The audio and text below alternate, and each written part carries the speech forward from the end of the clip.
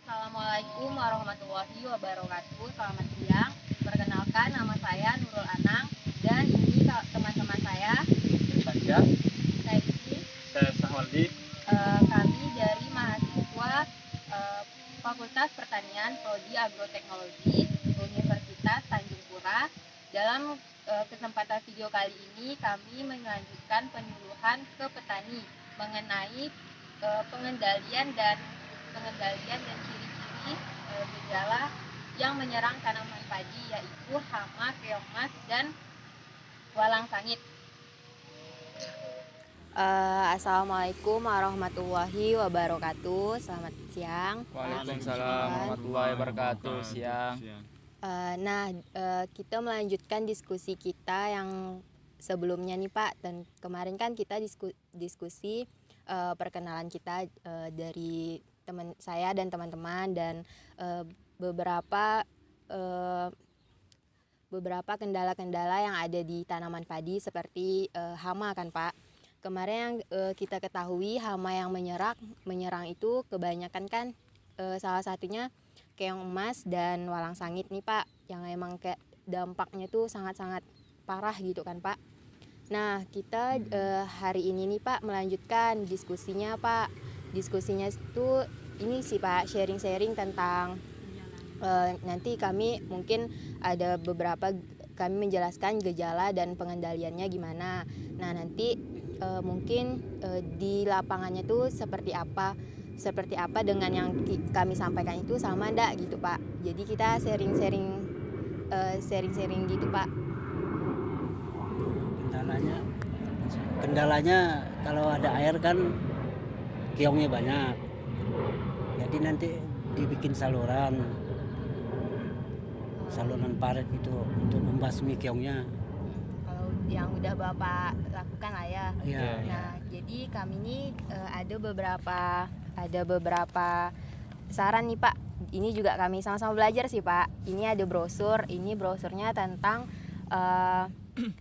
deskripsi keong emas dan walang sangit. Boleh Bapak baca, ini ada beberapa tulisannya. Dan ini ada pengendaliannya. Nah, ada juga gejala-gejala yang menyerang, ciri-ciri gejala yang menyerang tanaman padi itu tersendiri, gitu Pak. Ini basminya pakai Dermadan. Ini lebih yang ke pestisidanya sih Pak. Iya. Akodan bisa. Iya, kalau itu yang biasa Bapak gunakan ya Pak ya. Iya. Itu ya. Terus ini kan di sini ada gejala walang sangit ya Pak. Kalau gejala walang sangit ini kan dia tuh menyerang bulir-bulir padi yang pas mau masak susu itu. Itu benar enggak kalau misalnya di sini? Benar. Oh, benar. Jadi kalau misalnya udah nyerang, jadi pas masak itu enggak apa sih? Enggak ada isinya. Enggak ada isinya, hampa. Iya. Tinggal kulitnya ya gitu. Jadi itu merupakan dampak tersendiri dari serangan walang sangit di tanaman padi Bapak gitu ya Pak ya. Betul. Iya.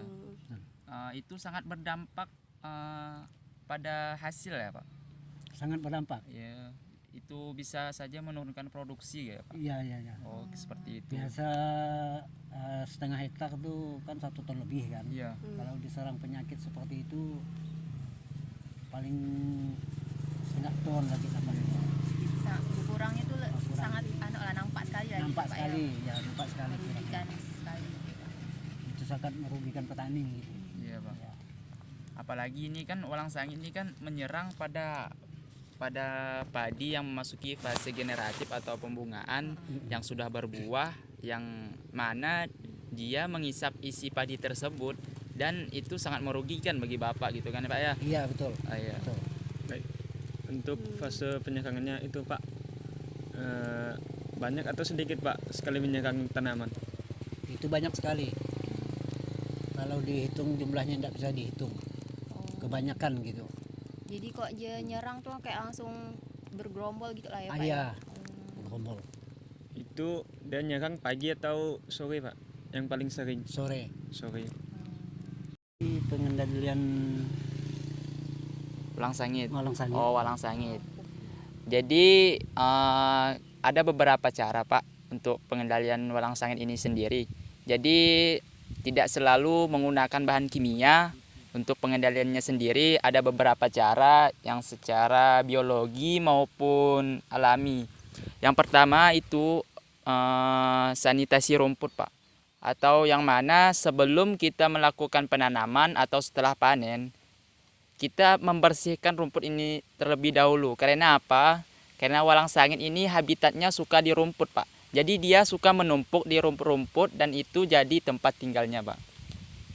Pestisida Eh, gunanya untuk apa?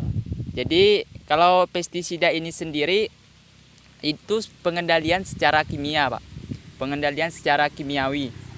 Jadi ada beberapa pestisida yang ampuh dalam pengendalian walang sangit ini sendiri ya, Pak.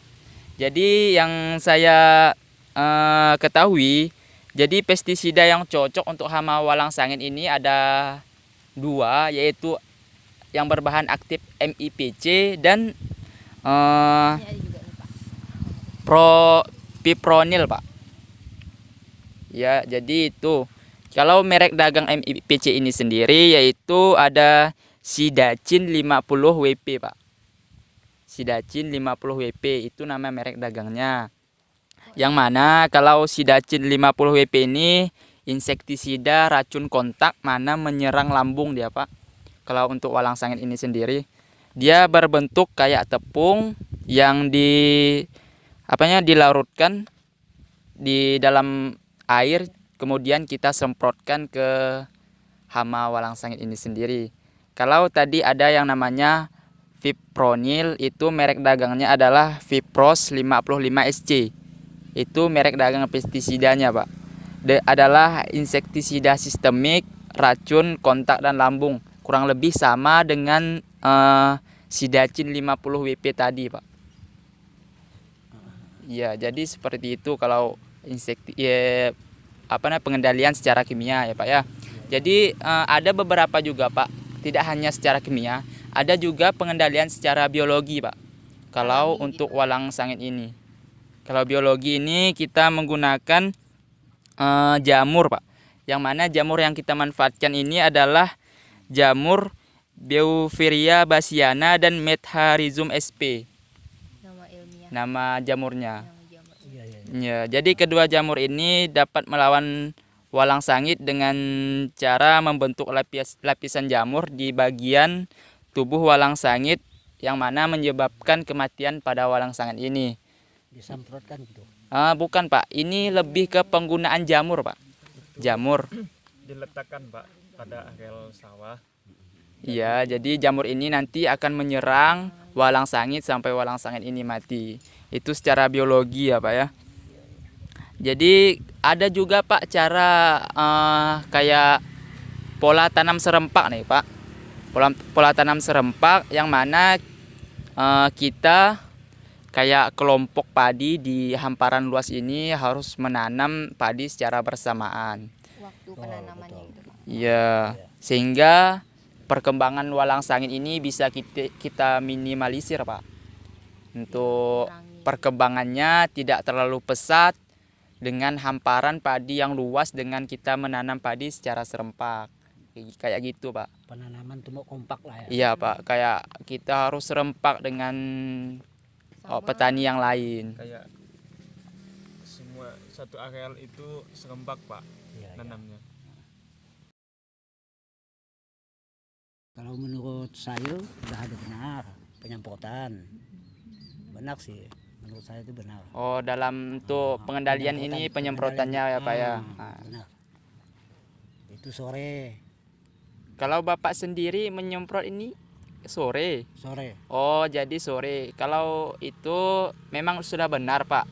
Karena apa? Karena pada sore hari ini kan walang sangit ini kayak berdatangan atau menyerang padi ini. Jadi kita bisa menyemprot langsung dengan pestisida dan bisa membasmi walang sangit ini, Pak ya. Iya, iya. Hmm, Karena datangnya sore. iya. Jadi sudah benar sih, Pak. Penyemprotannya pun sore. Iya.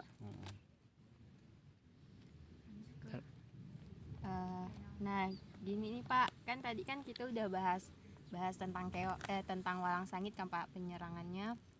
gejala penyerangannya sama tadi, ada beberapa saran kayak penggunaan pestisida dan secara alami kan Pak. Nah di sini kan tadi kan sebelumnya emang udah saya dan kawan-kawan sampaikan ada 2 kan yang menyerang padi, walang sangit dan keong mas. Nah di sini saya bakal ini Pak ngasih tahu nih beberapa gejala yang menyerang padi yang disebabkan oleh keong mas sendiri nih Pak. Iya. Keong mas kan menyerang tanaman padi saat musim hujan kan Pak kan? Iya. Itu pasti sangat banyak kan Pak kan, Sangat karena emang suka air gitu. Nah keong mas ini menyerang tuh biasanya saat umur padi ini 15 hari setelah tanam. Jadi kayak masih muda sekali kan Pak kan? Betul.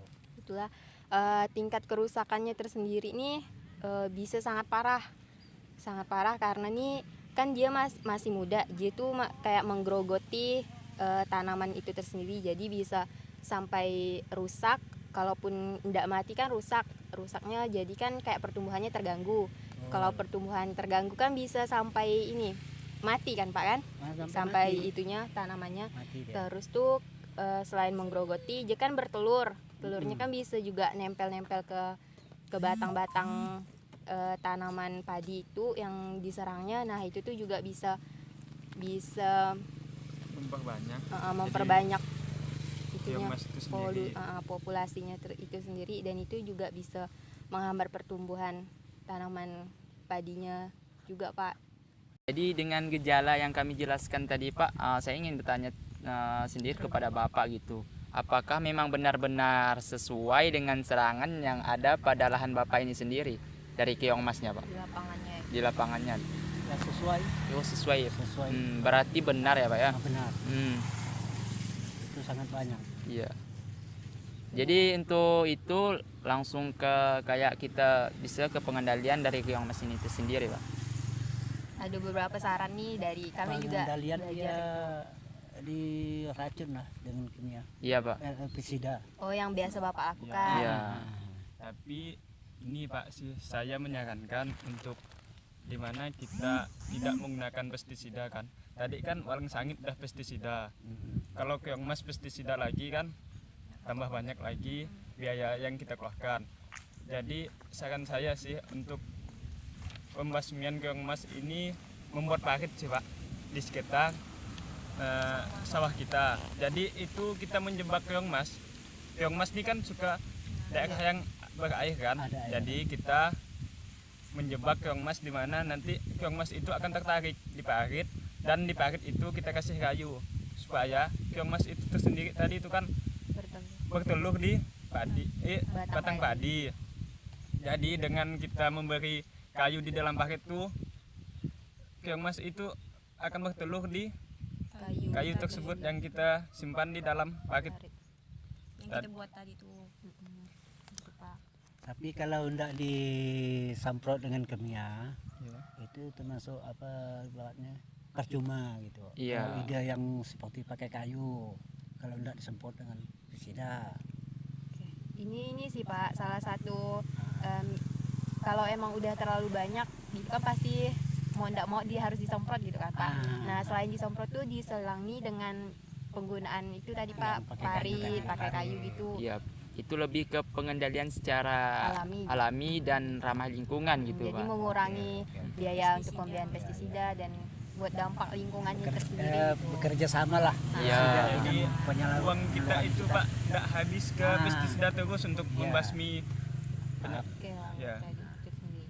Dan juga Pak itu kalau memang kita mengurangi bahan kimia yang kita gunakan untuk mengendalikan hama penyakit ini, yang mana ini akan memperbaiki mikroorganisme yang ada di dalam tanah Pak. Ya, kalau mikroorganisme di dalam tanah ini baik, maka sifat fisik dan kimia tanah itu akan juga baik Pak, karena dia ramah lingkungan. Iya. Jadi Iya. tanah tuh makin lebih subur gitu Pak, lebih sederhananya. Nah itu kan tadi kita udah sharing nih Pak, kami juga sharing-sharing bacaan dan ilmu yang kami dapat, dan Bapak pun terima kasih karena telah sharing juga nih. Jadi kayak di lapangan sama teorinya itu emang berjalan dengan sama gitu Pak. Sesuai gitu kan Pak kan. Ini juga ada contoh Bapak udah ngasih saran-saran dan kami juga. Jadi terima kasih banyak Pak untuk waktunya. Mungkin sekian dari kami Pak. Terima kasih atas waktu yang telah diberikan. Mungkin sekian dari kami. Wassalamualaikum warahmatullahi wabarakatuh.